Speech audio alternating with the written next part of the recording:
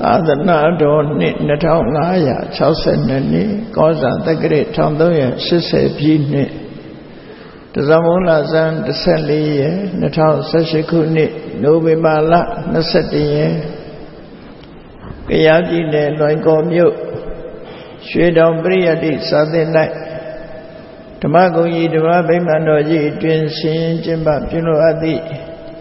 ဓမ္မဂုဏ်ကြီးဓမ္မဗိမာန်တော်ကြီးကျောင်းလွတ်ပူဇာအလှတော်မင်္ဂလာအောင်ပွဲဓမ္မပူဇာအထူးဓမ္မသဘင်အခမ်းအနား၌ရွှေတောင်ပရိယတ္တိစာသင်၌ဗရဏနာယကဆရာတော်ဧကမပဏိတဗရဏပညာသာမိတတ်တော်ရှိမဟာထေမြတ်ကြီးကိုမှုထား၍ကျောင်းတော်ကဥချစ်ခိုင်ကျောင်းတော်ကမှဒေါခင်စိုးဝေ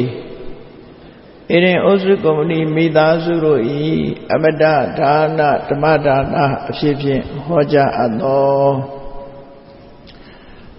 လူသားများ၏မြင့်မြတ်ခြင်းနှင့်ယုတ်နှိမ့်ခြင်းအကြောင်းတရားဒေသနာတော်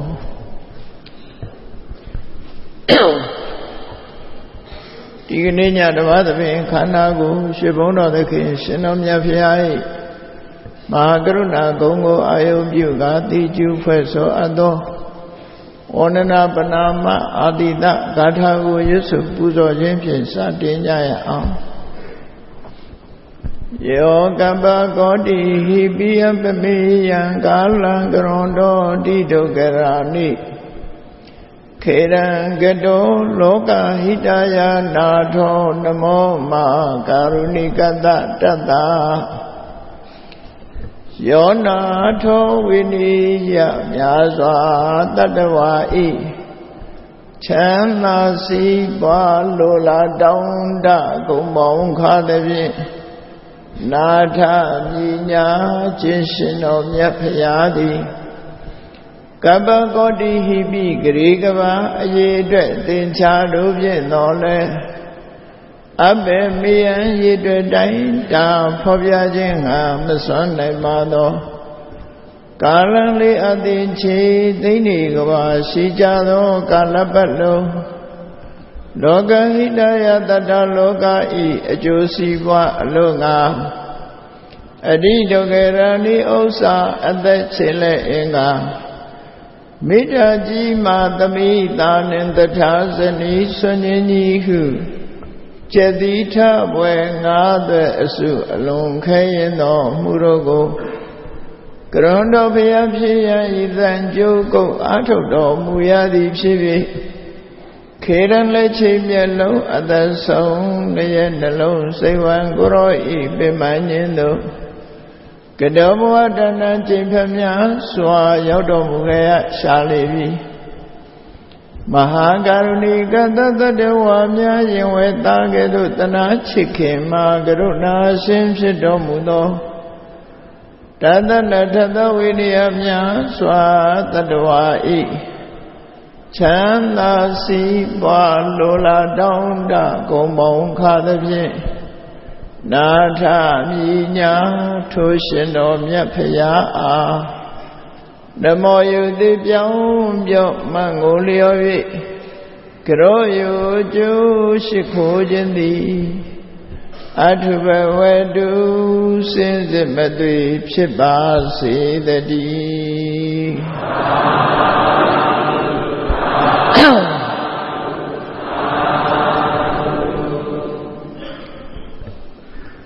လူသားများဤမြင့်မြတ်ခြင်းနဲ့ရှုံးနေခြင်း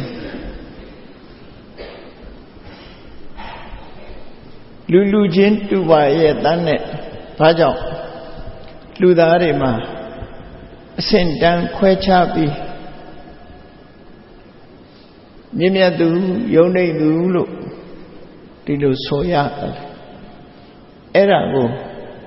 ဘုရားမြတ်စွာရဲ့အဆုံးအမနဲ့တဘာဝကြကြလောကလူသားတွေရဲ့ society လူအဖွဲ့အစည်းကြီးတစ်ခုလုံးရဲ့ hierarchy လို့ဆိုရ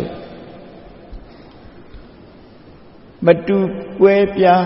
ခွဲခြားထားချက်များကိုသိရှိနားလည်ဖို့လိုအပ်တယ်ပေါ့တ ချို့က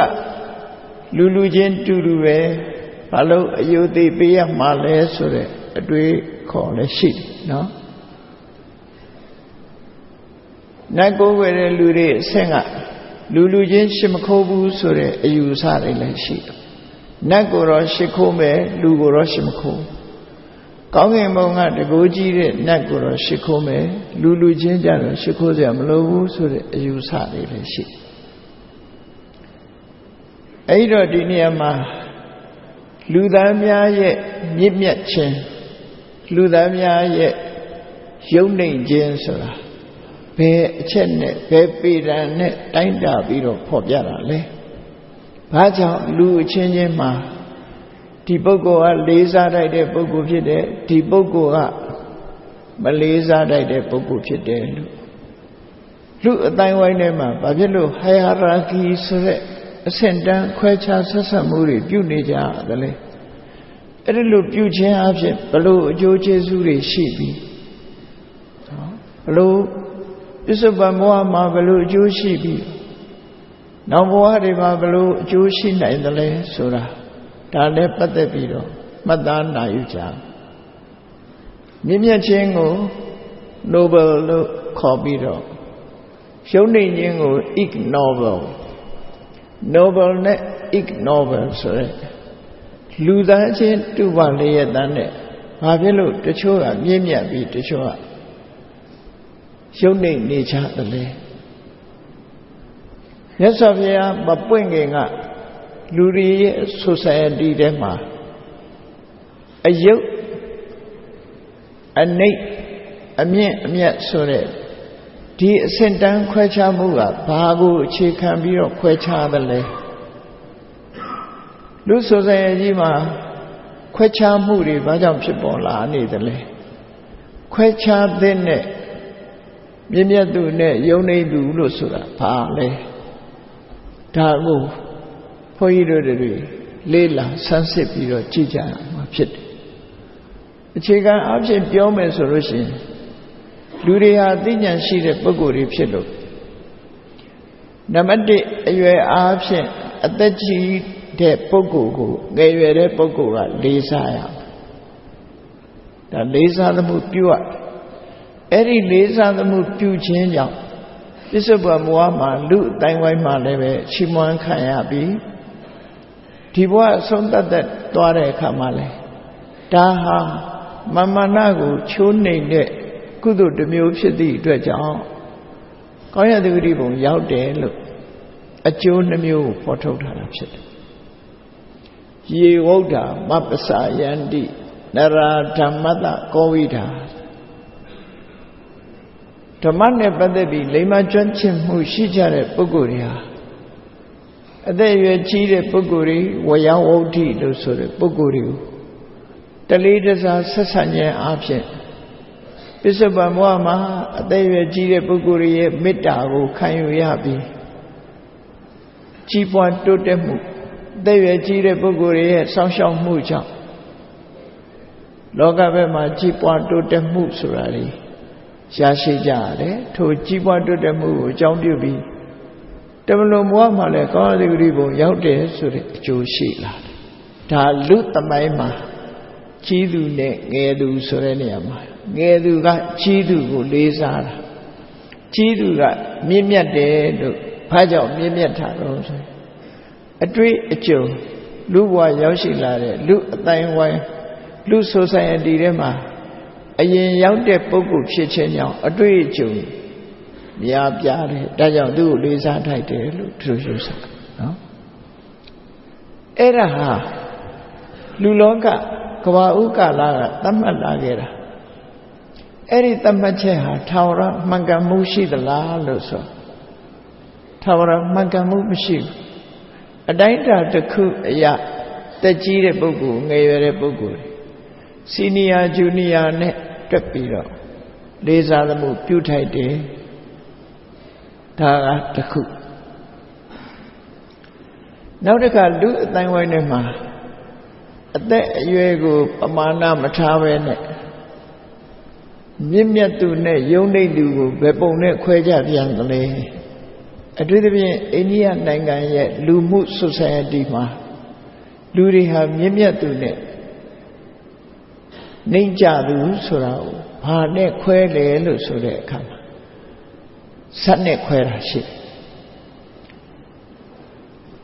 အမျိုးဆက်မြင့်တဲ့ပုဂ္ဂိုလ်ရဲ့မိသားစုအတိုင်းအဝိုင်းမျိုးနွယ်တွေဟာမြင့်မြတ်တယ်လို့သတ်မှတ်ခံရပြီးအမျိုးအနွယ်နှိမ့်ကြတဲ့ပုဂ္ဂိုလ်တွေရဲ့မျိုးနွယ်စုတွေကိုတော့နှိမ့်ကြတယ်လို့သတ်မှတ်တယ်အခြေခံသဘောတရားကဘာလို့ဆိုရင်အမျိုးဆက်ဆက်ခွဲခြားမှုစနစ် caste system လို့ခေါ်တယ်ဆက်ခွဲခြားမှုစနစ်မြန်မာနိုင်ငံမှာဒါမရှိဘူးအိန္ဒိယနိုင်ငံမှာ caste ဆိုတဲ့ဆက်ခွဲခြားမှုစနစ်ကနေ့ထိအောင်ရှိဘုရားဘာသာနိုင်ငံတနိုင်ငံဖြစ်တဲ့သီရိလင်္ကာနိုင်ငံမှာတောင်မှပဲအိန္ဒိယနဲ့နှွယ်ပြီးတော့ဆက်ခွဲခြားမှုတွေရှိနေတယ်ဆက်ခွဲခြားမှုတွေရှိတယ်အဲ့ဒီဆက်ခွဲခြားမှုဟာဒီအမျိုးဆက်မှာမွေးရင်မြင့်မြတ်သူတခြားမျိုးဆက်မှာမွေးလို့ရှိရင်နှိမ့်ကြသူလို့ဟောမြင့်မြတ်သူနဲ့ယုံနေသူကိုအမျိုးဆက်နဲ့ခွဲခြားတာဖြစ်တယ်နော်မျိုးဆက်နဲ့ခွဲတာအဲ့ဒီအမျိုးဆက်နဲ့ခွဲလို့သီရိလင်္ကာနိုင်ငံမှာဆိုလို့ရှိရင်စမ်းမြင့်တဲ့ပုဂ္ဂိုလ်စမ်းမြင့်တဲ့မျိုးရိုးကလာတဲ့ပုဂ္ဂိုလ်တွေကိုနာယကဆိုတဲ့စကားလုံးနဲ့ထည့်ပြီးတော့မှဲ့နေရှိကြတယ်နာယကဆိုတာဗမာပြည်မှာလည်းသုံးကြတယ်ပေါ့နာယကကြီးတွေဆိုပြီးတော့နော်နာယကလူကြီးများဆိုတော့နာယကဆိုတာဥဆောင်သူလို့အဓိပ္ပာယ်ရတယ်နော်အကြီးအကဲဥဆောင်သူလို့ဇန်နေတဲ့ပုဂ္ဂိုလ်တွေကြတော့ဓာတဆိုတဲ့စကားလုံးထည့်မဲ့ဥပမာမဲ့သီရိလင်္ကာမှာအရင်ကဝန်ကြီးချုပ်လုပ်သွားတဲ့ဗန္ဒရနာယကဆိုတာရှိဇန်မြင့်တဲ့ဗန္ဒရနာယကသို့တော့ဗမာပြည်မှာရှိတဲ့စံနယ်ဇင်းတွေကသီရိလင်္ကာကစလုံးပေါင်းတွေကိုဖတ်တဲ့အခါမှာဗန္ဒရနာယကလို့မဖတ်ဘဲနဲ့ဗန္ဒရာနိုင်ကေးဆိုပြီးတော့ဖတ်နေကြဝေးသွားတယ်အဓိပ္ပာယ်တော်တော်ဝေးသွားတခါတော့က86ခုနှစ်ပတ်ဝန်းကျင်ဘုန်းကြီးတို့သီရိလင်္ကာရောက်စားမှာသီရိလင်္ကာသမ္ပတာကြီးကဘယ်သူတော့ဆိုရင်ဆရာဝဋ္ဌနာဆရာဝဋ္ဌနာကိုမြန်မာပြည်ကစာနယ်ဇင်းတွေကဘယ်လိုရေးတော့ဆိုခြာယာဝါဒိနေလို့ရေးတယ်ခဏိစာနယ်ဇင်းတွေမှာလည်းတူတူပဲအခုပြဿနာတက်နေတယ်သမတာကစေနနာယကလို့ရေးရမှာစေနာနာယကေဖြစ်နေနော်နာမည်လေးရေးသားဖို့ခေါ်ပြောမှုတွေမှားရွံ့နေတာလို့ပြောပြဒါသီရိလင်္ကာနေခဲ့လို့ဘုန်းကြီးတို့ဒီနာမည်တွေကိုသိတာအခုဝန်ကြီးချုပ်နဲ့ပြဿနာတက်နေတယ်ဝိကရမစီဟာဝိကရမတိဟာမြန်မာစကားပြီးပါဠိစကားလုံးနဲ့ပြောမယ်ဆိုရင်ဝိကရမတိဟာသူတို့အတန်တွေနဲ့ဝိကရမစီဟာဗမာပြည်မှာဘယ်လိုရေးလို့ဆိုဝိကရိမစိန်ခေဆိုပြီးရေးပြန်တယ်နော်ဝေးသွားတယ်စကားလုံးတွေကဝေးသွားခုနဂျာယဝါရိနေဆိုတာဇယဝဋ္ဌနာအောင်မြင်မှုတိုးပွားသူသီရိလင်္ကာမဲ့တဲ့နာမည်ကြီးဖြစ်တယ်အဲ့တော့ဖတ်တော့လည်းပဲဂျာယဝါရိနေမဟုတ်ဘူးဇယဝဋ္ဌနာလို့ဖတ်ရမှာဖြစ်တယ်ပေါ့နော်အခုပကံမှာအပေယတနာဆိုတဲ့ဘုရားရှိတယ်ဘွဲတော်တယ်အဲ့ဒီအပေရတနာဆိုတဲ့ဘုရားအပေဆိုတဲ့စကားလုံးကအကောင်းစကားလုံးမဟုတ်ဘူးယရနာကတော့ယရနာပဲတကယ်ကတော့ဘုန်းကြီးတို့ဘုဒ္ဓနဲ့ပြောရမယ်ဆိုရင် အပေယတနာဆိုတဲ့နာမည်ကမှားနေတာအဘေရတနာပါဠိလိုစစ်ပြောမယ်ဆိုရင်အပေယရတနာအပေယရတနာဘေးကင်းတဲ့ယရနာလို့ဒီလိုပဲနာမည်ယူရမှာဖြစ်တယ်ဒီကနေ့ခေတ်မှာဒီနာမည်တွေကတိရိလင်္ကာနိုင်ငံမှာလူတွေကိုမှဲ့နေတော့မရှိအဘေရတနာဆိုတဲ့နာမည်မှဲ့ခဏကြီးမှဲ့နေတော့မရှိအဘေရတနာဆိုတာအပေယရတနာပဲဒါကြောင့်မို့ပကံဖျားကအပေယတနာမဟုတ်ဘူးအဘေရတနာအဘေရတနာကိုဖတ်ရင်နဲ့အပေယတနာဖြစ်သွားတယ်လို့သူတို့ဆိုနိုင်တယ်ပေါ့နော်အဲ့တော့စကားလုံးဝေါဟာရဆိုတာပြောင်းလဲမှုတွေရှိတတ်တယ်အဓိပ္ပာယ်ပျောက်သွားတယ်အပေယတနာဆိုရင်အဓိပ္ပာယ်ပျောက်သွားအပေရတနာဆိုရင်အပေယရတနာတော့ဒါလည်းသတိပြုစရာအချက်ကလေးတွေပြောပြမှာပြအဲ့တော့ဒီနေရာမှာဒီဇက်ကိုအကြောင်းပြုပြီးလူတွေဟာမျိုးရိုးဇက်မြင်လို့ရှိရင်မြင့်မြတ်သူလို့သတ်မှတ်ပြီးတော့မျိုးဇက်နှိမ့်ကြတဲ့လူကိုတော့နှိမ့်ကြသူလို့ဒီလိုသတ်မှတ်တယ်အဲ့ဒါကိုမြတ်စွာဘုရားလက်ခံမလားလူအတိုင်းဝိုင်းလူအတိုင်းဝိုင်းကတော့လက်ခံနေတယ်တချို့လည်းမြတ်စွာဘုရားပွင့်လာတဲ့အခါကျတော့အဲ့ဒါလုံးဝမြတ်စွာဘုရားလက်မခံ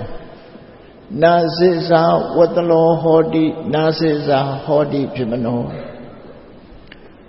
အမျိုးဆက်အားဖြင့်ယုံနေသူဆိုတာမရှိဘူးအမျိုးဆက်ကြောင့်မြင့်မြတ်သူဆိုတာလည်းမရှိဘူးလုံးဝမြတ်စွာဘုရားလက်မခံအဲ့ဒီဇတ်နဲ့ခွဲခြားတာကိုလုံးဝလက်မခံသဝါဒကြီးစိုးနေတဲ့အိန္ဒိယနိုင်ငံမှာပွင့်တဲ့မြတ်စွာဘုရားရှေးဥစွာဇဝါဒကိုပယ်ဖျက်ခဲ့တာဖြစ်တယ်ဒါဟာဇဝါဒသမားတွေကြီးစိုးပြီးတော့မတရားနေရာယူထားတာဖြစ်တယ်ဆိုပြီးတော့နစိစ္ဆာဝတ္တလောဟောတိနစိစ္ဆာဟောတိဖြစ်မလို့ဇာကြောင့်လည်းပဲနှိမ့်ချသူမဖြစ်ရဘူးဇာကြောင့်လည်းမြင့်မြတ်သူမဖြစ်ရဘူးဒါဖြင့်မြတ်စွာဘုရားကဘယ်လိုပုဂ္ဂိုလ်မျိုးကိုမြင့်မြတ်သူဘယ်လိုပုဂ္ဂိုလ်မျိုးကိုလူအတိုင်းဝိုင်းထဲမှာလူချင်းတူပါလေရဲ့တန်းနဲ့ဘာကြောင့်နှိမ့်ချသူမြင့်မြတ်သူဆိုတာကိုခွဲခြားရတယ်လဲဆိုရင်ကမ္မုနာဝတ္တလောဟောတိကမ္မုနာဖြစ်ဟောတိဖြစ်မလို့အောက်တန်းကျတဲ့အလုပ်ကိုလုပ်လို့ရှိရင်တော့နှိမ့်ချသူပဲမွန်မြတ်တဲ့အလုပ်ကိုလုပ်လို့ရှိရင်မွန်မြတ်သူမြင့်မြတ်သူဆိုအလုပ်နဲ့ခွဲလိုက်တယ်အဲ့ဒါဟာတကယ်ပရမတ္ထသစ္စာအမှန်တရားပဲမြင့်မြတ်မှုနဲ့ယုံနေမှုဟာဇတ်နဲ့မခွဲခြားတဲ့မှုခွဲခြားတဲ့နာကသူ့ရဲ့အလုပ်နဲ့ပဲခွဲခြားရမှာဖြစ်တယ်လို့ဇတ်နဲ့ခွဲခြားတဲ့စနစ်ကိုမြတ်စွာဘုရားဒီလူအတိုင်းဝိုင်းကြီးဟာပြောင်းပြန်ဖြစ်နေတာကိုပြန်တက်ပေးတဲ့သဘောအနေနဲ့တက်ပေးလိုက်တာမြတ်စွာဒါကြောင့်မြတ်စွာဘုရားသာသနာဝင်လာတဲ့အခါ equality ဆိုအလုံးဟာတညီတည်းဖြစ်သွားအိန္ဒိယနိုင်ငံမှာဘုရားလက်ထက်ကဇာ၄မျိုးခွဲခြားထားတယ်ခတ္တိယတဲ့ပြမနာတဲ့ဝိတ္တတဲ့သုဒ္ဓခတ္တိယဆိုတာတိုင်းပြည်ကိုအုပ်စိုးတယ်ဘုရင်မင်းမျိုးတွေပြမနာဆိုတာမင်းဆရာပုံနာမျိုးတွေဝိတ္တဆိုတာအယောင်ဝယ်ကုန်တယ်လဲလုတ်သုဒ္ဓဆိုတာတော့အလုတ်ကျမ်းသမားတွေဒီလိုခွဲခြားထားတာရှိအဲ့တော့ခတ္တိယကမြင့်မြတ်ပြီးတော့ပြမနာတို့ကမြင့်မြတ်တယ်ဝိတ္တတို့ကမြင့်မြတ်တယ်သုဒ္ဓကနေကြတယ်ဆိုရယ်ခွဲခြားချက်ကြီးနဲ့အိန္ဒိယလူအတိုင်းဝိုင်းဟာတသက်တာကာလပတ်လုံးအနှိမ်ခံနေရတဲ့အခါမှာမြတ်စွာဘုရားပွင့်လာတဲ့အခါမှာအဲ့ဒါကိုလုံးဝဘု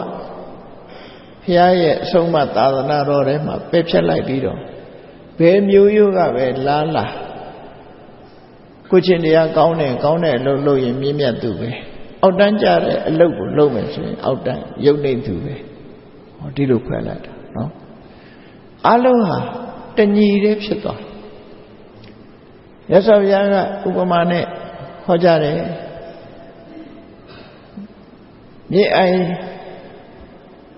ချောင်းတွေကစီးဝင်လာတယ်မိုးရွာချလို့အပေါ်ကကျလာတယ် ဆိုတဲ့မြစ်ချောင်းအင်းအိုင်တွေကစီးဝင်လာတဲ့ရေတွေဟာပင်လယ်ထဲရောက်သွားလို့ရှိရင်ပင်လယ်ဆိုတဲ့အမည်တစ်ခုတည်းပဲပင်လယ်ရေဆိုတဲ့အမည်တစ်ခုတည်းပဲဖြစ်သွားပင်လယ်ထဲရောက်သွားတဲ့အခါမှာမြန်မာပြည်မှာလို့ဒါကအေယာဝတီမြစ်ရေဒါကချင်းတွင်းမြစ်ရေဒါကစောကြီးဒါကပန်းလောင်ဆိုတာအခွဲခြားမှုတွေမရှိတော့အရသာအဖြစ်ပြောမယ်ဆိုလို့ရှိရင်လည်းပင်လယ်ထဲရောက်သွားရင်ဆန်းငံအရသာဆိုတဲ့အရသာတစ်ခုတည်းပဲဖြစ်သွားဘုရားမြတ်စွာသာသနာတော်မှာလုံးဝစက်ခွဲခြားမှုမရှိဘူးမျိုးရိုးနဲ့ပတ်သက်ပြီးခွဲခြားမှုမရှိဘူးလို့ဒါဖြင့်ဘာနဲ့ခွဲခြားရတယ်လဲဆိုတဲ့အခါကျကိုကျင့်သီလနဲ့ခွဲခြားတယ်အကျင့်သီလမြင့်မြတ်တဲ့ပုဂ္ဂိုလ်ဟာမြင့်မြတ်တယ်အကျင့်သီလနှိမ့်ကြရင်နှိမ့်ကြတယ်ကိုကျင့်တရားနဲ့လူတွေကိုနှိမ့်ကြသူမြင့်မြတ်သူလို့ဒီလိုသတ်မှတ်ပြီးတော့မြတ်စွာဘုရား society တစ်ခုပုံမှန်လမ်းကြောင်းပေါ်ရောက်အောင်တင်ပေးလိုက်တာဖြစ်တယ်ကဲဒီနေရာမှာစဉ်းစားကြည့်ကြရအောင်လူအတိုင်းဝိုင်းမှာအမေအဖေကသားသမီးတွေမြတ်တယ်အမေအဖေကိုလာလေးစားရတယ်အဲ့ဒီနေရာမှာဘယ်ရှုထောင့်ကနေပြီးအမေအဖေကိုလေးစားရတာတော့ဆိုရင်ရှုထောင့်နှစ်ခုနဲ့ပြောရမှာဖြစ်တယ်အမေအဖေဟာသားသမီးတွေရဲ့အသက်အရွယ်ကြီးတယ်စီနီယာကြတယ်ဒါကြောင့်သားသမီးတွေကလေးစားတာတစ်ခုနောက်တစ်ခုကအမေအဖေကသားသမီးတွေပေါ်မှာကျေးဇူးတရားအလွန်ကြီးမားတယ်အဲ့ဒီရှုထောင့်နှစ်ခုကနေပြီးအမေအဖေကိုလေးစားရမှာဖြစ်တယ်ယမယံခါသားသမီးကလိမ်မာပြီးအမေအဖေတွေမိုက်နိုင်ရောမရှိဘူးလားဆိုရှိတယ်လောကကြီးနော်အမေအဖေတွေကမလိမ်မာဒုစရိုက်သမားဖြစ်နေတော့လဲသားသမီးကလိမ်မာနေတာလည်းရှိတယ်အဲ့တော့ဒုစရိုက်လုပ်ငန်းတွေကိုလုပ်နေတဲ့အမေအဖေက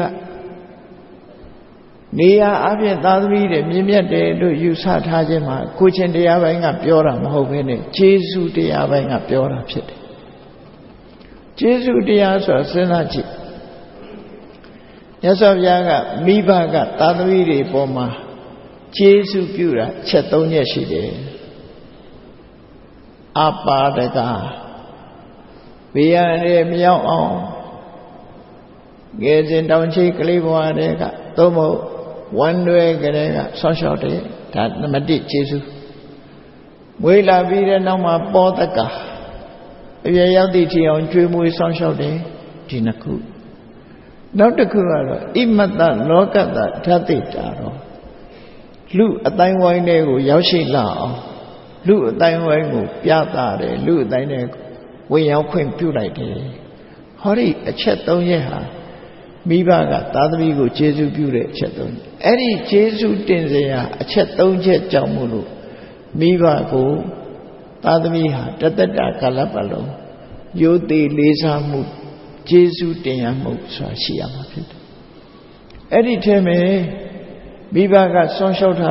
ကိုကပြန်ပြီးဆောင်းလျှောက်လို့ရတယ်မိဘကကျွေးခဲ့တာကိုကပြန်ကျွေးခြင်းဖြင့်ကျေးဇူးဆက်လို့ရတယ်ကြေးအောင်ဆက်လို့မရတဲ့အချက်တစ်ချက်ကတော့ဘာလို့ဆိုရင်ကိုယ့်ကိုလူလောကလာခွင့်ပြုခြင်းဟာဒီကျေးဇူးတရားကိုတော့ဘယ်လိုနည်းနဲ့မှကောင်းအောင်ဆက်လို့မရတော့ဘာကြောင့်လဲဆိုရင်ကိုကမိဘနောက်မှမွေးလာတာဖြစ်တော့မိဘကိုလူလောကရောက်အောင်ကိုကခွင့်ပြုခဲ့တာမဟုတ်ဘူးမိဘကကိုခွင့်ပြုခဲ့တာအဲ့ဒီ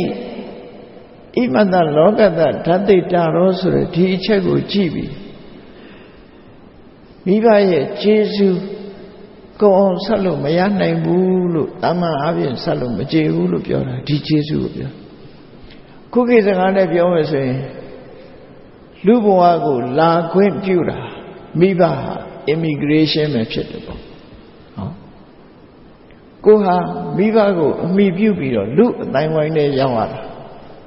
ဒီကနေ့ခေတ်မှာဆိုရင်တချို့မိဘတွေကသားသမီးကိုလာခွင့်မပြုဘူးကြိုတင်တားဆီးထားတယ် Malane Sure David, no? Madasi Nangi Yaula Yanole, my bone tap yet she. Luloga Lagwim reviewed the body up. Era Boyido de Luwa Yaula Jara, Miva Jesu Yaula Chidoja. Miva Jesu Yadepan, Maya Pido, Nija, Machito. Again, Miva Gada go, Luloga Lagwim a few solution, go her Lupshipum Shiro. Luwa Yashi, Sise Osa Manamia, Omi Mu Manamia. Georgia moved Manamia, a Mepia Pira that shit. A Mepia Lagwim abuse and loot than when I go young one move. Tajamu Eddie Shuranga Chibiro, Miva Jesu, Mimo Uso Biro. To the horror of it. Diniama Miva got good at the Landamadi. Talone Miva Shine, but Talone Miva Shi. Eddie Shuranga Nebiro, Miva Mimia Dedu Biora, Hobu. Jesu dea shoot on the Mimia de Pure Shit. Do thy wema. At the Jidu, Gaveduga, Lisaya me Suraha. Bimma, can you check? Todo era Taura Mangamala Surekaja. Taura Mangamu machine. Tignik Tinsara lady cook Jovia. The Viga Tadanabo wind Alushi, Mivaga Shekua Pitoria. No? Pacho Mivaga, Kuya Tadami, Kure Mibian Delu Yusa the Lesui. That's why we are Quibutari, Kuchin de Yajo, Tilaja Pito. Eri Tilaha, Lulogama, Sadele, Mimiade, the Cha Yadi de Mimiade. Logama, Mimia Mu, Nature Mu Suriari, Quecha Sasamuria. Pe Shurongale, Quedale solution. Yadu Shurongale, Queja. Sitting Osa Shurongale, Queja. Yadu Nienushi, Yadu G, Mimiate, Yodi Biat. Yadu Nature, Nature. Yadu Chide Puku, Yadu Nere Pukua, Yudipia. Eri Yudi Bimua, Kuchendiana, that's the last of the sun. Hierarchy, so look thy way, ma. Look by Gwyn never, the sign of it. Look by Gwyn at the sign. Yadu Java, Eri and Itarikua, Machino. Rajamu Yadu ne hierarchy, pure Sorana, Kitakanam Yada. Kure Yaruchi look Malaysia Yabu to the Biaramo, Kure Yaruchi the Bugu, Lisa Jen, Pelu Joya, don't say. La Yaruchi the Bugu, Lisa, Kure Nia Kaimieje, Yaruto Yashin, Go, Yuche Jensore, a Joche Zuri, Yamapo. Go take a Yashi, Lisa Jan. I don't the moody this Abema, a Joshi, the Bion. The woody this Avima Joshi. Naraka Siva Osa, Jawa Chamare Bubu, Luloga, Luria, Lisa Jabian. Eri Lisa Mua, Kuchendiane, Lisa Movene. Visiosa, Chama Jawa Mujo, Lisa Rapside. Eri Lisa Mugayo, Tavara Laluso, Tavara Mobian. Visiosa Chanaro, Lisa Jam. Majana Kaja, Malaysia Jabian. Daleve, Shuni, Mimia Chensuari, Bowman Permata shoot on a Chilushi, a man can Mahofu Shitty. To Zoludo, John Yao, Sumado, Kure Yaruchi de Pugu, Lisa de Kama, Malaysia in Gogo, a bit and Kama Jaude, Lisa in Gogo. Sharu to be measured, Jumio Kobi or Lisa Jana Pentacle. Tilo David, New York. Ubamame, Taipi Ocho de Mingo, Shudi Lisa Jare, a man and a mother mango chila messe. Paying up, Genge, when you dig a go for you. So I do မြန်မာနိုင်ငံရဲ့နောက်ဆုံးမင်းတီဘောမင်းဆိုတာ18နှစ်သားလောက်ပဲရှိတယ်ကင်းဝမင်းကြီးတို့ဆိုတာသူအဖိုးအရွယ်ကြီးတွေပဲဒါပေမဲ့ကင်းဝမင်းကြီးတို့ကတီဘောမင်းကရာဇပလင်မော်မှာထိုင်းနေတဲ့အခါမှာကင်းဝမင်းကြီးတို့ကအောက်ကနေပြီးခစားရတယ်ဆိုတာရှိနော်အဲ့ဒီလို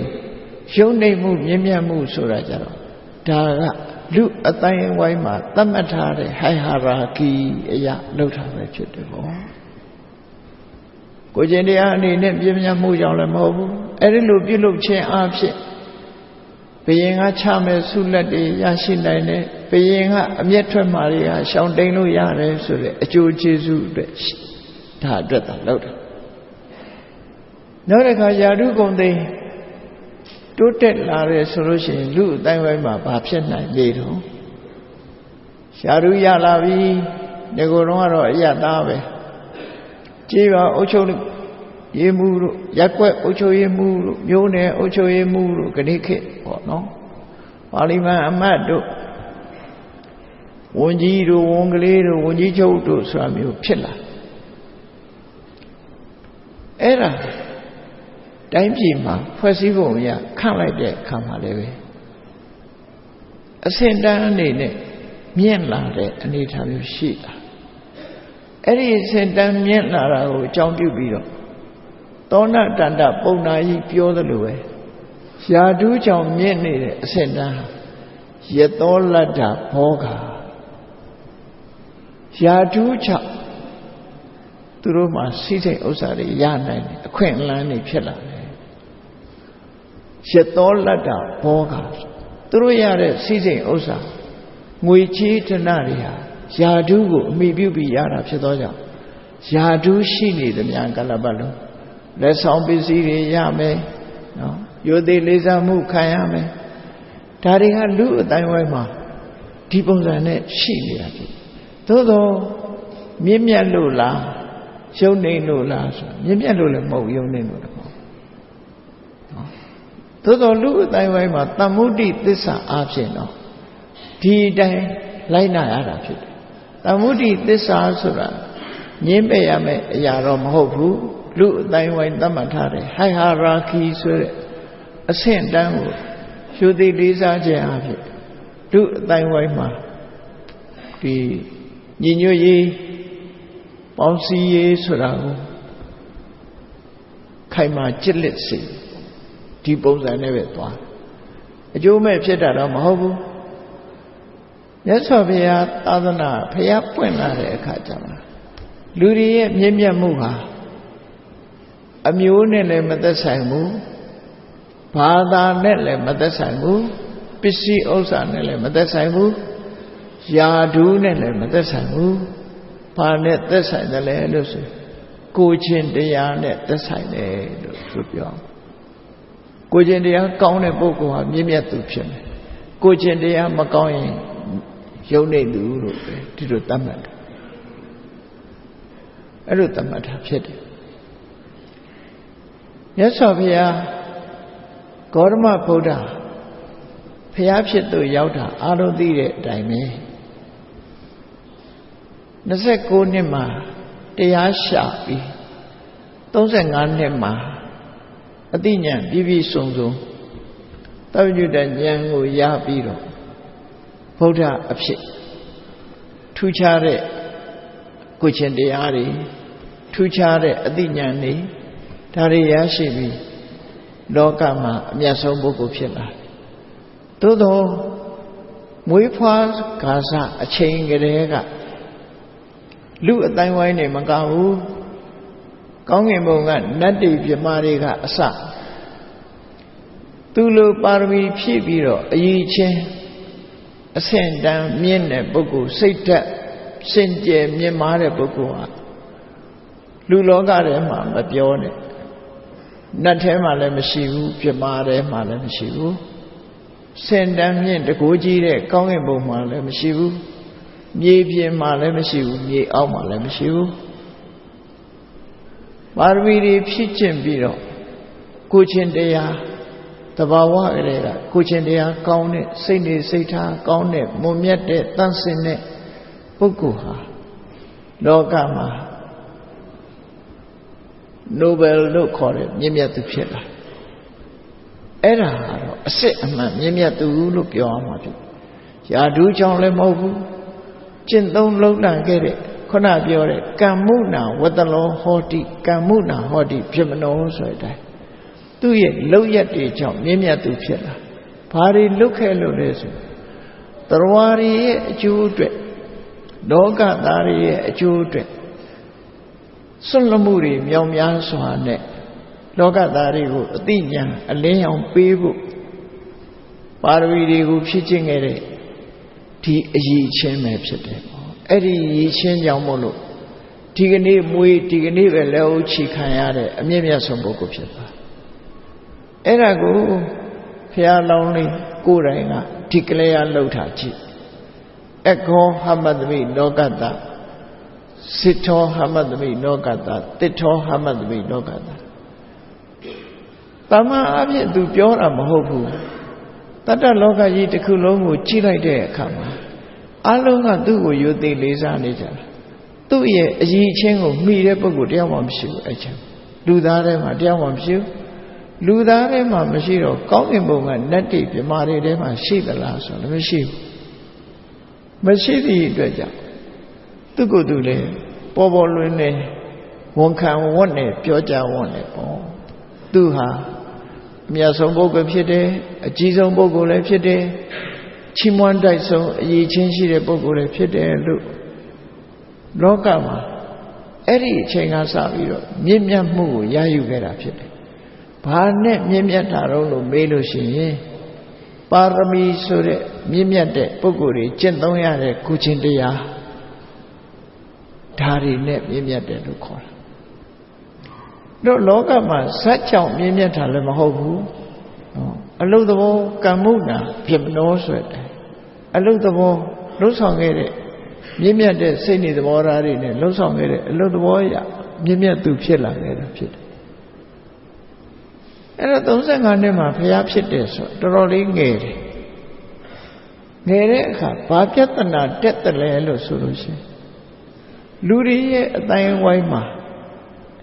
မျိုးဆက်ပြီးလို့ရှိရင်ဘာခွဲလဲဆိုရင်အသက်အရွယ်ကြီးတဲ့ပုဂ္ဂိုလ်တွေကိုငယ်ရွယ်တဲ့ပုဂ္ဂိုလ်တွေကလေးစားရတယ်မျိုးဆက်ပြီးလို့ရှိရင်အဲ့ဒါအသက်အရွယ်ကြီးတဲ့ပုဂ္ဂိုလ်ငယ်ရွယ်တဲ့ပုဂ္ဂိုလ်ကလေးစားရတယ်မြတ်စွာဘုရားဖြစ်သူရောက်လာတဲ့အခါမှာခေါင်းမြူဆွဲကြိုးအဖိုးကြီးတွေနဲ့တွေ့တဲ့အခါမှာမြတ်စွာဘုရားကသူတို့ကိုနေရာထပေးခြင်းကြိုးဆိုခြင်းလက်အုပ်ချီခြင်းဆိုတဲ့လူယဉ်ကျေးမှုအလုပ်တွေတခုမှမလုပ်ဘူးအိန္ဒြေယယသိက္ခာရှိရှိသူ့ဘာသူပဲထိုင်နေတယ်အဲ့ဒါကိုလူအတိုင်းဝိုင်းမှာရှိကြတဲ့ဒီသူတို့ကိုသူတို့မြင့်မြတ်သူအသက်ကြီးလို့သူတို့ကမြင့်မြတ်တယ်လို့ယူဆထားတယ်အတိုင်းဝိုင်းကလူတွေကအတော်ကိုမကြည်မနှက်ဖြစ်တယ်တော်ကိုမကြည်မနှက်ဖြစ်ကြဝေဒင်္သာပြည်ကြွဆုံးကဆိုရင်ဝေဒင်္သာပုံနာရှိဟာမြတ်စွာဘုရားစီလာတဲ့အခါမှာမြတ်စွာဘုရားသူထိုင်နေကြနေရာမှာအိန္ဒြေယယပဲထိုင်နေပုံနာကြီးကတရင်နဲ့ကြားတယ်သူလာတာသူကခေါင်းမြူဆွဲကြိုးအဖိုးကြီးဆိုတော့ဘယ်တရားတော့သူ့အရွယ်နဲ့သူ့ကိုဝယ်ကန်းလောက်ခံရတယ်နော်ကျိုးဆိုရတယ်အသက်အရွယ်ကြီးတဲ့ပုဂ္ဂိုလ်မျိုးအလေးပေးကြတယ်လက်အုပ်ချရတယ်နေရပေးကြတယ်မြတ်စွာဘုရားစီလာတဲ့အခါကျတော့ဒီအလုပ်တွေသူတစ်ခုမှမတွေ့ဘူးခီးလည်းမကျိုးဆိုဘူးနေရာထိုင်ခင်းလည်းမပေးဘူးနေရာကလည်းထပြီးတော့ကြိုးတာမလုပ်ဘူးလက်အုပ်လည်းမချဘူးဆိုအတော့ကိုမကြည်မနှက်ဖြစ်တယ်မကြည်မနှက်ဖြစ်တော့သူကမြတ်စွာဘုရားကိုဘာပြောသလဲဆိုရင်ယဟန်ဂေါရမကိုရောဟာငယ်ငယ်ပဲရှိသေးတယ်ကိုယ့်ရဲ့အသက်အရွယ်ကြီးတဲ့ပုဂ္ဂိုလ်တွေကိုကြိုးဆိုရခေါင်းမှမသိဘူးနေရာပေးရခေါင်းမှမသိဘူးလူအတိုင်းဝိုင်းနဲ့နှုတ်ပြီးတော့လူရဲ့ကိုချင်းတရားမလိုက်နာဘူးဆိုပြီးတော့တိုက်ရိုက်အပြစ်ပြောတော့တာဒါဟာလူအတိုင်းဝိုင်းမှာလိုက်နာရမယ်စိတ်ကန်းတွေကိုဖျက်ဆီးတာပဲဆိုပြီးဆွဆွဲတယ်အဲ့ဒီမှာမြတ်စွာဘုရားဘာပြောတော့ဆိုရင် သူဟာမလှုပ်ချင်လို့မဟုတ်ဘူးလူအတိုင်းဝိုင်းမှာသူလေးစားရမယ့်ပုဂ္ဂိုလ်ဓမ္မစစ်ဓမ္မရှုထောင့်ကနေရှာကြည့်တယ်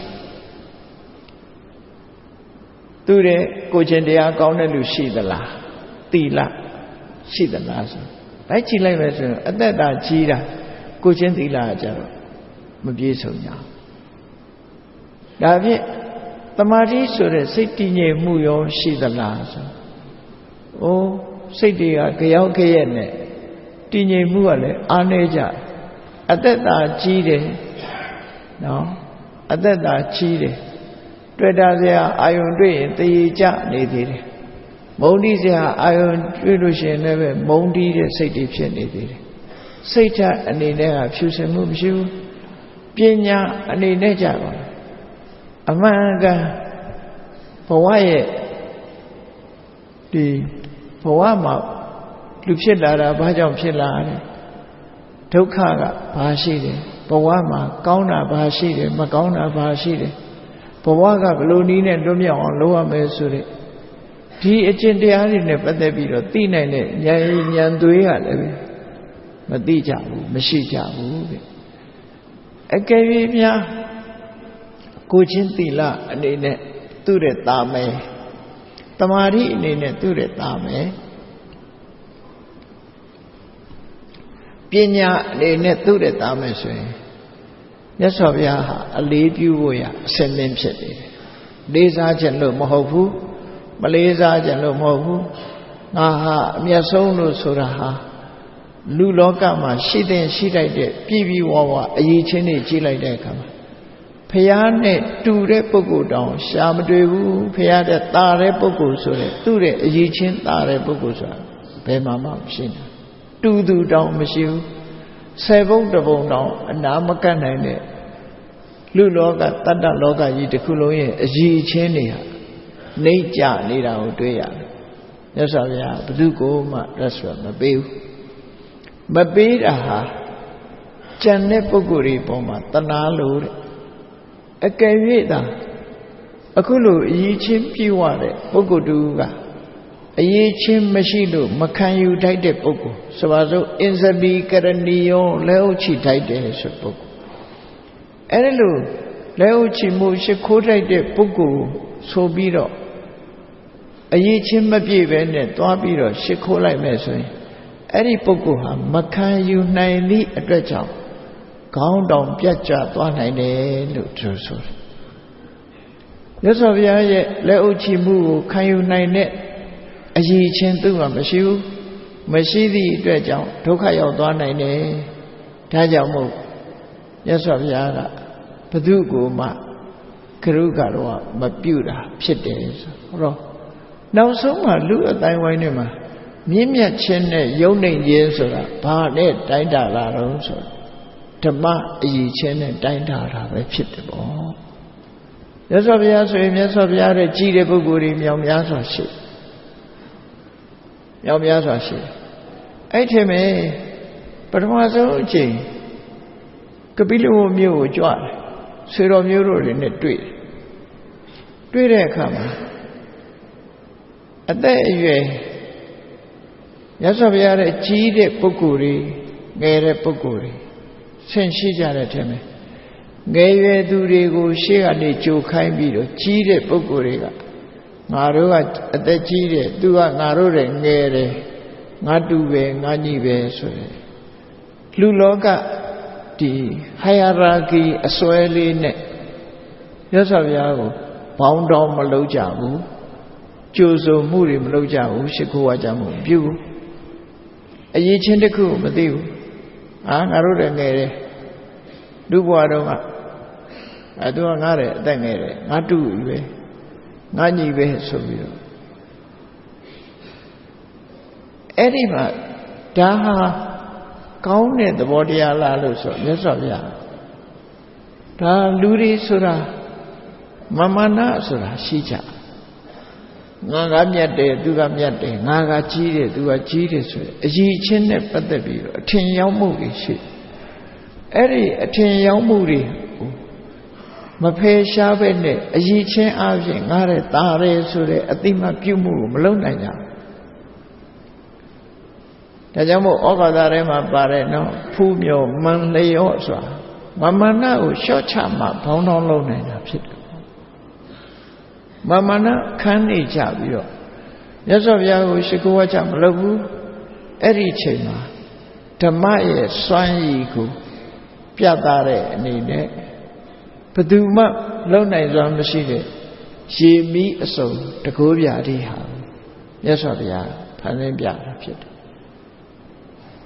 ကြားတော့မကြားဘူးမြင်ဘူးဖို့ဆိုတာနေသားသားနော်အဲ့ဒီလိုအစွမ်းတတ္တိယမကပါတိဟာရိယထူမချာနာသချင်းကြီးဆိုတဲ့ကကြားဘူးကြတယ်မဟုတ်လားနော်ထူမချာနာတယ်မိရေစုံသားဆိုတာအဲ့ဒီရေမိအစုံတကုတ်ပြားတွေကိုပြလိုက်တဲ့အခါမှာမြတ်စွာဘုရားရဲ့ခမည်းတော်ဖြစ်တဲ့သုတ္တရဏမင်းကစပြီးတော့ဘောင်းတောင်းလုပ်တယ်ဝှက်ချလိုက်တယ်ဆိုတော့ကြံတဲ့ပုဂ္ဂိုလ်တွေကဘယ်သူမှအရည်ချင်းကလေးစားရမှာဖြစ်တယ်ရည်ချင်းရှိမှမြင့်မြတ်တယ်ဆိုတဲ့သဘောကိုသဘောပေါက်လာပြီးတော့ငါတို့တဲ့အသက်ငယ်တယ်ဆိုတဲ့အတွေးတွေဖယ်ရှားပြီးတော့ငါတို့တဲ့အရည်ချင်းသားတယ်ဆိုပြီးတော့အဲ့ကျမှရှိခိုးကြအဲ့တော့ဆိုလိုတာကလူသားတွေရဲ့မြင့်မြတ်မှုနှိမ့်ချမှုဆိုတာဟာဘာနဲ့တိုင်းတာရမှာလဲလူအတိုင်းဝိုင်းမှာတော့အသက်အရွယ်နဲ့လည်းတိုင်းတာတာရှိတယ်ယာဓုနဲ့လည်းတိုင်းတာတာရှိတယ်စီစဉ်ဥစ္စာနဲ့တိုင်းတာတာရှိတယ်နောက်ဆုံးအဆင့်အနေနဲ့ပြောရမယ်ဆိုရင်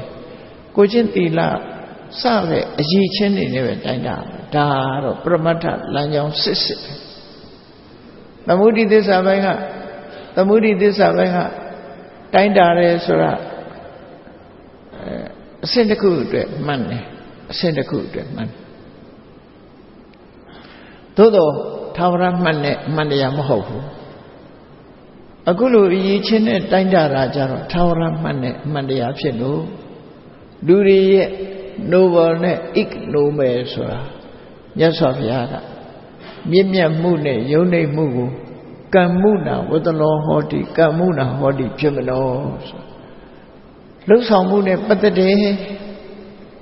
လှုပ်ဆောင်မှုအရာမြင့်မြတ်တဲ့စိတ်နေစိတ်ထားတွေရှိတယ်မြင့်မြတ်တဲ့ကိုယ်ကျင့်တရားတွေရှိတယ်မြင့်မြတ်တဲ့အသိပညာတွေရှိတယ်အဲ့ဒီပုဂ္ဂိုလ်တွေမြင့်မြတ်တဲ့အရည်ချင်းတွေကြောင့်သူဟာထာဝရမြင့်မြတ်သူဖြစ်ရမှာဖြစ်တယ်အဲ့ဒီလိုမမြင့်မြတ်ဘူးဆိုလို့ရှိရင်တော့ရှုံးနေတယ်လို့လူလောကအတိုင်းဝိုင်းမှာဒီလိုအဆင့်တန်းဟာယထာဘူတကြခွဲခြားပြီးတော့ဖြစ်ပေါ်လာတာဒါဟာအဆင့်မှဓမ္မစိတ်အားဖြင့်ခွဲခြားတဲ့အနေအထားတစ်ခုဖြစ်လာတယ်ပေါ့လို့ဆိုဒါကြောင့်မို့မြတ်စွာဘုရားကယဟန်တော်တွေ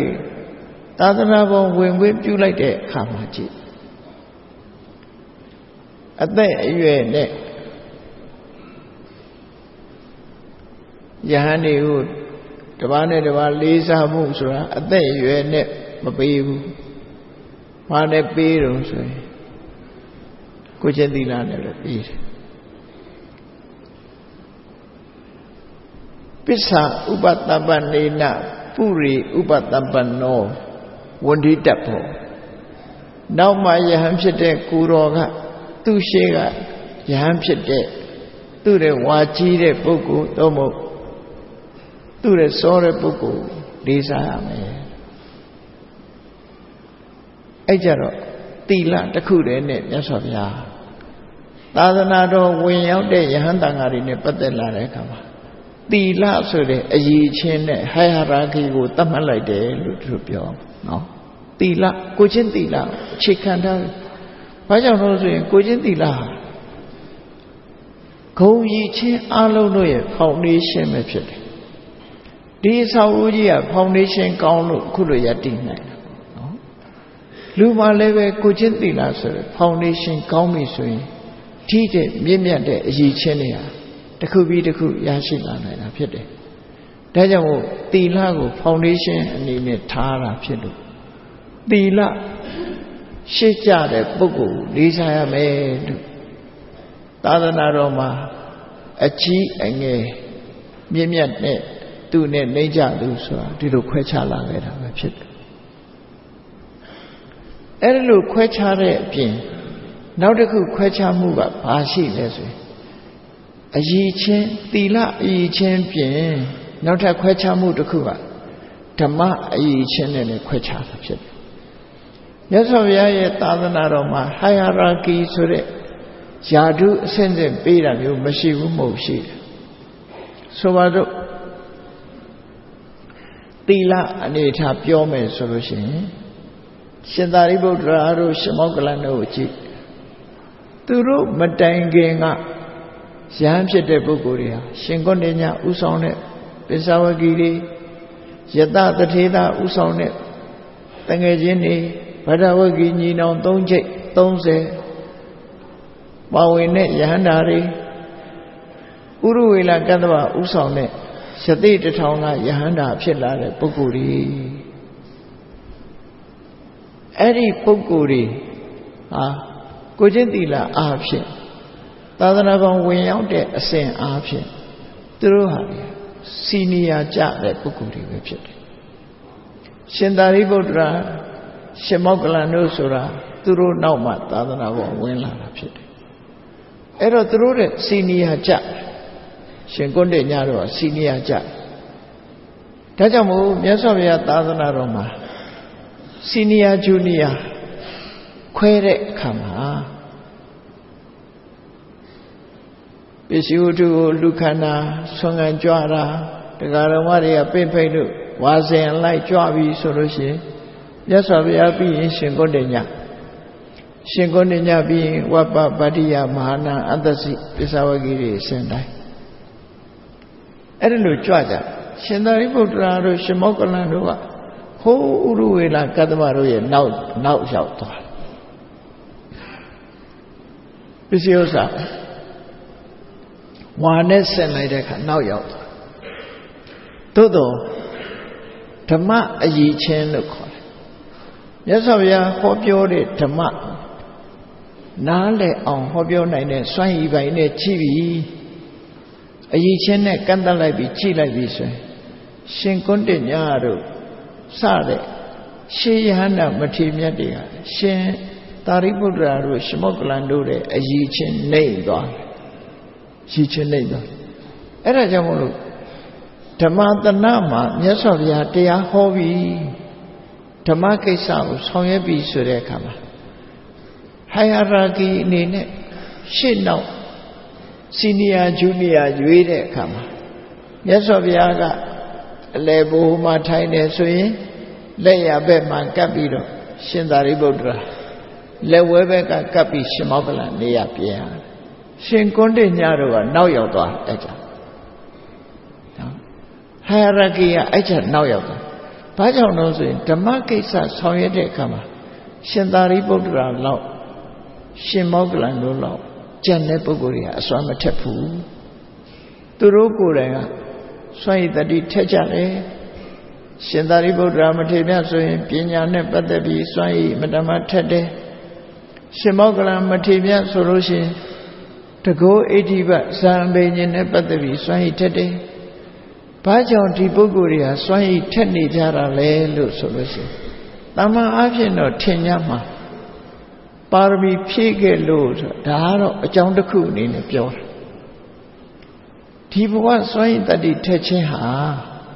လေ့ကျင့်ခြင်းမှာဖြစ်တယ်ပေါ့ခဏအာဂတသမားတွေကြည့်ဘောလုံးသမားတွေဘလို့အကံကောင်းကောင်းမလေ့ကျင့်လို့ရှိရင်နောက်ရောက်သွားမှာပဲနော်စောင်းတီးတဲ့လူတွေလည်းစောင်းတဲ့လက်နဲ့မပြတ်လေ့ကျင့်နေမှကြွန့်ကျင်တာလေ့ကျင့်မှုရှင်သာရိပုတ္တရာဘာကြောင့်ပညာထက်မြက်တယ်လဲဆိုရင်အတိတ်ဘဝတုန်းကပါရမီဖြည့်ခဲ့တယ်ဆိုတာအခြေခံအကြောင်းတစ်ခုအနေနဲ့ပြောတာသို့တော့သူ့ရဲ့ဇယိုက်ဝါဒနာအရာတရားဓမ္မနဲ့ပတ်သက်လာရင်အသေးစိတ်လေးလာသုံးသပ်နေခြင်းဟာသူ့ရဲ့ပညာဉာဏ်ထက်မြက်ခြင်းအကြောင်းတစ်ခုဖြစ်တယ်အမြဲတမ်းအသေးစိတ်လေးလာ ရှင်မောက္ကလန်ကဘာကြောင့်တကူအဋ္ဌိပတ်အရာဖြစ်နေတယ်လဲအကြီးမားဆုံးဖြစ်တယ်လဲဆိုရင်ပါရမီရှိလို့ထင်ကောင်းထင်လိမ့်မယ်အဲ့ဒါကအခြေခံအကြောင်းများတာဖြစ်တယ်သူဟာအလတ်ပြီဆိုတာနဲ့ပဲဇံဝင်စားပြီးတကူမျိုးမျိုးဖန်ဆင်းပြီးတော့လေ့ကျင့်နေတဲ့ပုဂ္ဂိုလ်ဖြစ်တယ်ဒါကြောင့်မလို့ခိပ္ပနိတန္တိလို့ခေါ်တယ်အလုံးကိုလင်းမြန်မြန်လုံနိုင်တဲ့စွမ်းရည်တတ္တိတွေသူမှရတယ်ဖြတ်ခနဲ့ဆိုရင်လုံနိုင်တယ်နာနောပဏာဏနဂါမင်းနဲ့အစွမ်းတကူပြိုင်တဲ့အချိန်မှာကျန်တဲ့ယဟန္တာတွေဆိုလို့ရှိရင်နောက်ဆုံးအဆင့်လေးကဘာလို့ရှင်မောက္ကလန်ကိုနာနောပဏာဏနဂါမင်းကအရှင်ဘုရားဘယ်သူလဲဆိုမောက္ကလန်မှာမောက္ကလန်ဆိုလို့ရှိရင်ယဟန်သွင်းနဲ့ပြလို့ဆိုလိုက်တဲ့အချိန်ယဟန်သွင်းပြလိုက်တဲ့အချိန်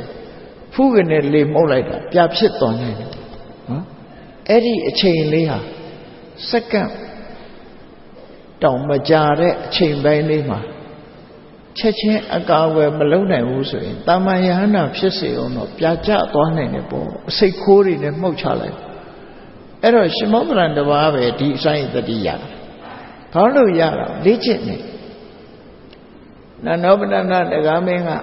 အရှင်ဘုရားကိုရင်ပြဆိုပြလိုက်တယ်ဖူးနဲ့မှုတ်လိုက်တဲ့အခါကာဝယ်ပြီးတာဖြစ်သွားတယ်ချက်ချင်းပဲသူလင်းမြန်သလောက်ကာဝယ်လောက်တာလည်းလင်းမြန်နေဘာကြောင့်လုံးနိုင်သလဲဆိုလေ့ကျင့်လို့သူတို့ဆိုလို့တာပေါ့နော်ဒါကြောင့်မို့ပညာအရာရှင်သာရိပုတ္တရာကထက်မြက်ပြီးတော့တကူအရာမှာရှင်မောက္ကလန်ကထက်မြက်တာဖြစ်တယ်ယဟန္တာအလုံးဟာပညာလည်းရှိကြတယ်တကူအဋ္ဌိပတ်လည်းရှိကြတယ်သို့သောထက်မြက်မှုသက်လက်မှုဆိုတာကြတော့အရေးချင်းကွာသွားတယ်ဒီလိုသက်လက်မှုတွေကြအရေးချင်းကွာဓမ္မကိစ္စနဲ့ပတ်သက်လာလို့ရှိရင်ဖျားပြီးရှင်သာရိပုတ္တရာလက်ရလက်ဝဲဘက်ကရှင်မောက္ကလန်စီနီယာဂျူနီယာအနေနဲ့မြတ်စွာဘုရားတရားဟောပြီးရှင်သာရိပုတ္တရာကအနုသသနိပါဠိဟာရိယဆုံးမသွန်သင်မှုပေးတယ်ရှင်မောက္ကလန်ကြတော့တကူမျိုးမျိုးဖန်ဆင်းပြီးတော့လူတွေနားဝင်အောင်စိတ်ဝင်စားအောင်လုပ်ပြီးတော့ဆုံးမတယ်ဆိုတဲ့ဒီအကြီးချင်းတွေကဒီပုဂ္ဂိုလ်မြတ်နှစ်ပါးမှာပါအဲ့ဒီဓမ္မကိစ္စကိုဆောင်ရွက်တဲ့အခါကျတော့စီနီယာဂျူနီယာပြောင်းသွားတယ်လို့ရေပုံရအဖြစ်သာသနာတော်မှာစီနီယာဂျူနီယာပြောင်းတာဟာတမန်အဖြစ်ဆိုလို့ရှိရင်ဝါကြီးဝါငယ်သာသနာပေါ်ဝင်လာတဲ့ရက်စွဲနဲ့ပဲမှတ်သားကြဖြစ်တယ်ပေါ့ဒါမို့ယဟန်ခံပြီဆိုရင်တာဝရိဝဆာယမိတ္တပါယဟန်ခံပြီးချင်းအရေးတိုင်းရမယ်ဆိုတာအချိန်ကိုသတ်မှတ်ရမယ်လို့ပြောဥဒ္ဓပမာဏအာစိခိတပါဒီဝတ္တဘာကောအာစိခိတဘောသင်္ကိတိအာစိခိတပါဆိုတာတက္ကရိနဲ့ရက်စွဲကိုအတိအကျမှတ်သားဖို့မြတ်စွာဘုရားဒါဘာအတွက်တုံးဆိုစီနီယာဂျူနီယာသတ်မှတ်ဖို့အတွက်အဲ့ဒါဘာနဲ့သတ်မှတ်တာတော့ဆိုသီလနဲ့သတ်မှတ်တယ်လို့သူပြောတယ်သီလရှိလာပြီဆိုလို့ရှိရင်ဒီသီလရဲ့အစွမ်းတတ္တိဟာလူတကာရဲ့ရှိခိုးဥခိုင်းမှုကိုခံတယ်ဒါကြောင့်မို့မိမိတို့သာသမီရှင်ဘဝရောက်သွားပြီယဟန်ခံလိုက်ပြီဆိုတဲ့အခါမိဘတွေရဲ့ရှိခိုးမှုကိုခံယူထိုက်သွားတယ်ဘာကြောင့်ခံယူတိုက်သွားလို့ဆိုရင်သီလကြောင့်ပဲဖြစ်တယ်ပေါ့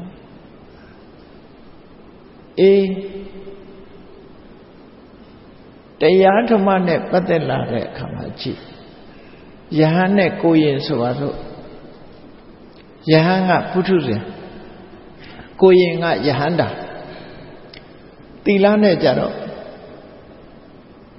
ယဟန်သီလကပုံမြတ်တယ်ကိုရင်သီလရဲ့ယဟန်သီလသို့တော့တရားဓုတရားမြတ်နဲ့ကြည့်မယ်ဆိုရင်ကိုရင်ကယဟန္တာနော်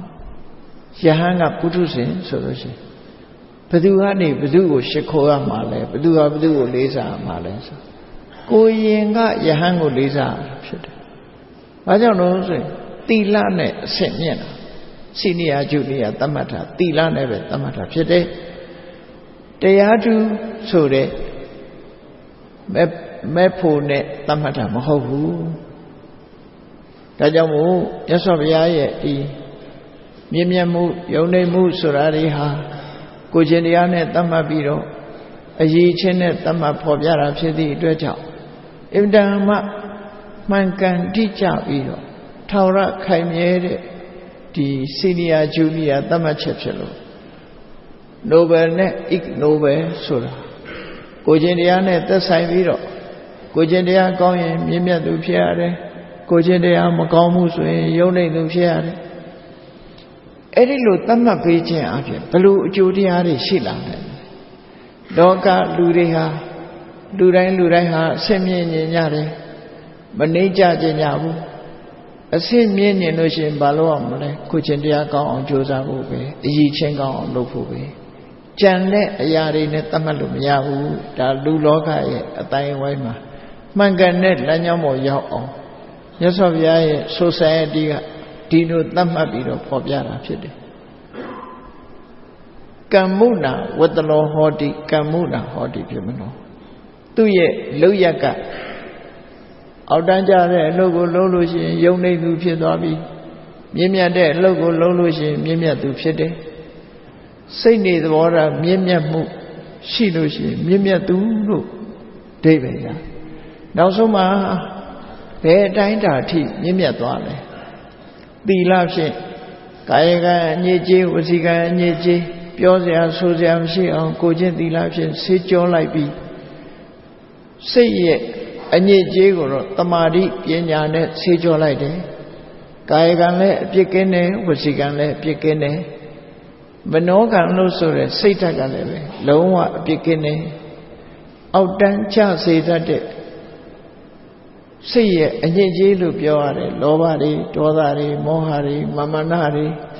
ကိရိတာအညစ်အကြေးတွေဒါတွေလုံးဝကင်းစင်သွားပြီးတော့လုံးဝစင်ကြယ်တဲ့ဖြူစင်တဲ့အသိဉာဏ်ရှိတဲ့ပုဂ္ဂိုလ်ဟာလူသားတွေရဲ့လေးစားမှုတွေမကနတ်ပြမာတို့ရဲ့လေးစားမှုလက်အုပ်ချီမှုမျက်နှိုးမှုခံယူတတ်တယ်အဲ့ဒီပုဂ္ဂိုလ်လက်အုပ်လေးတစ်ချိန်ခြိလိုက်တာနဲ့ဒုစည်းစိမ်နတ်စည်းစိမ်ဆိုတာဘဝမှာတန်မိုးရှိတဲ့ကုသိုလ်ကောင်းမှုဖြစ်ပြီးတန်မိုးရှိတဲ့ဘဝတွေကိုပိတ်ဆွမ်းနိုင်တာဖြစ်တယ်ပေါ့အေးမြတ်စွာဘုရားလက်ထက်တော်ခါကာလတုန်းကဏိဒဆိုတဲ့တာဝတိမျိုးကမျိုးသားမျိုးတဲကအဆင်းရဲဆုံးအဆုတ်ပြတ်ဆုံးအနှိမ့်ချဆုံးလူတစ်ယောက်နော်ဘာတွေလောက်ရတော့ဆိုရင်သူများအိမ်ကအညစ်အကြေးတွေတန်ရှင်းရေးလုပ်ရတဲ့အလုပ်သမားအဲ့ဒါလုံးမှတဝမ်းတစ်ခါစားရတဲ့ဏိဒဆိုတဲ့ဇက်ကလည်းအလွန်နှိမ့်နေငွေကြေးတနာလည်းမပြည့်စုံအဲ့ဒီအနှိမ့်ချဆုံးပုဂ္ဂိုလ်တယောက်မြတ်စွာဘုရားနဲ့တွေ့တဲ့အခါယန္တန်ဃာတွေနဲ့တွေ့တဲ့အခါမှာသူ့ရဲ့ရင်ထဲနှလုံးထဲမှာရှိတဲ့အသိဉာဏ်ကယန္တာဖြစ်နိုင်တဲ့အနေအထားမျိုးရှိလို့သူ့ကိုကျောင်းခေါ်ပြီးသင်္ကန်းဝတ်ပေးလိုက်တယ်ဝတ်ပေးလိုက်တဲ့အခါမြတ်စွာဘုရားဟောကြားတဲ့တရားဓမ္မကြောင့်လူကဘလောက်ပဲအောက်တန်းကျမျိုးဆက်ကလည်းဘလောက်ပဲအောက်တန်းကျလုံးဝအောက်တန်းကျတဲ့အနေအထားကနေပြီးတော့အလွန်ကိုမြင့်မြတ်တဲ့စိတ်နေသဘောထားတွေရသွားလောဘဆိုတဲ့အညစ်အကြေးဒေါသဆိုတဲ့အညစ်အကြေးမောဟဆိုတဲ့အညစ်အကြေးကိလေသာအညစ်အကြေးတွေကကင်းဝေးပြီးတော့အလွန်ကိုဖြူစင်တဲ့စိတ်ဓာတ်ပိုင်ရှင်ဉာဏ်နာပုဂ္ဂိုလ်ဖြစ်သွားတဲ့အခါမှာကောင်းကင်ဘုံကပြမကြီးတွေကစပြီးတော့သူ့ကိုလက်ဥချီချတစ်ချိန်လုံးကမြို့ထဲမှာအောက်တန်းနောက်တန်းအကျဆုံးပုဂ္ဂိုလ်တယောက်ဟာကောင်းကင်ယံကကောင်းကင်ဘုံကတကူကြီးပါတယ်ဆိုတဲ့ပြမာတွေနတ်တွေကလက်ဥချီမှုရှိခိုးခံရတဲ့ပုဂ္ဂိုလ်ဖြစ်သွားဘာကြောင့်လဲဓမ္မအရေးချင်းပဲဖြစ်တယ်ပေါ့ဒါကြောင့်မို့ဘုန်းကြီးတို့တွေမြတ်ဗုဒ္ဓရဲ့အဆုံးအမသာသနာတော်မှာမြင့်မြတ်သူနဲ့နှိမ့်ချသူလို့ခေါ်ဆိုရအောင်ဘာနဲ့သတ်မှတ်ကြလဲဆိုရင်နံပါတ်1ကိုချင်းတရားနံပါတ်2ဓမ္မအရေးချင်းအသိဉာဏ်သီလသမာဓိပညာဆိုတဲ့အဲ့ဒီအရေးချင်းတွေနဲ့သတ်မှတ်ခြင်းဖြင့်ကိုယ်စိတ်ဓာတ် မမြင့်မြတ်တဲ့စိတ်နေသဘောထားတွေဖယ်ရှားပြစ်လို့မြင့်မြတ်တဲ့စိတ်နေသဘောထားတွေလက်ခံကျင့်သုံးခြင်းအပြင်ကိုဟာဘယ်လိုအနေထားပဲဖြစ်ဖြစ်မြင့်မြတ်သူဖြစ်အောင်စိတ်ကိုပြုပြင်ပြီးဖြူစင်တန်ရှင်းတဲ့စိတ်ဓာတ်မျိုးရပြီဆိုရင်ကိုယ့်ရဲ့အလိုအလျောက်တတ္တလောကကြီးတစ်ခုလုံးကလက်အုပ်ချီမှုရှိခိုးတိုက်တဲ့မြင့်မြတ်သူဆိုတဲ့အဆင့်ကိုရောက်ရှိကြမှာဖြစ်တယ်။ကြံတဲ့အရာတွေကယာဓုဆိုတာလည်းပဲထည့်ပြောစရာမလိုတော့ဘူး။စီးပွားဥစ္စာဆိုတာလည်းထည့်ပြောစရာမလိုတော့ဘူး။မျိုးရိုးဆိုတာလည်းထည့်ပြောစရာမလိုတော့ဘူး။ဒါတွေကအစစ်အမှန်တွေမဟုတ်ဘဲနဲ့လူအတိုင်းဝိုင်းမှာတာမန်လူတွေသတ်မှတ်တဲ့အဆင့်တစ်ခုများသာဖြစ်ပြီးတော့ဘုရားစာသောသူတော်ကောင်းတွေရဲ့သတ်မှတ်တဲ့မြင့်မြတ်သူနဲ့နှိမ့်ချသူဆိုတာဟာကိုကျင့်သီလအခြေခံတဲ့ဓမ္မအရေးချင်းသာဖြစ်တယ်။တို့တွေဟာကိုကျင့်သီလကောင်းအောင်ကြိုးစားအားထုတ်ကြအောင်မှဖြစ်တယ်။ဓမ္မအသိတွေတိုးမြင့်လာပြီးရင်ထဲနှလုံးထဲကကိလေသာအငြိခြေတွေဖယ်ရှားပြီးတော့စိတ်ထက်ဖြူစင်အောင်တို့တွေလေ့ကျင့်မှမြင့်မြတ်တဲ့ပုဂ္ဂိုလ်ဖြစ်ပရမတ္ထအစစ်မှန်ရရှိကြမှာဖြစ်တယ်လို့ကိုယ်စီမှတ်သားနာယူထားပြီးမြင့်မြတ်သူဘဝရောက်အောင်ကြိုးစားအားထုတ်နိုင်ကြပါစေကုန်သတည်း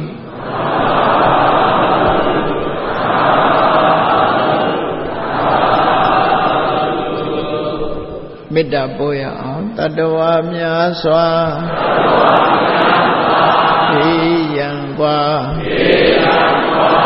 ချမ်းသာကြပါစေတတ္တဝါများစွာေယံကွာ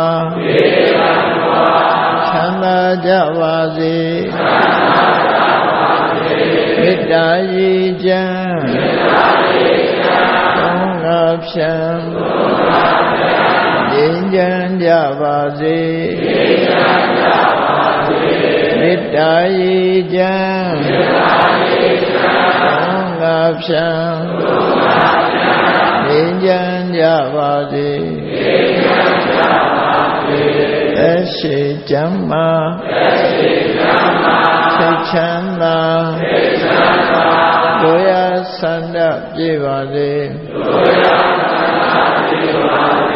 သက်ရှိကျမ်းမာစိတ်ချမ်းသာ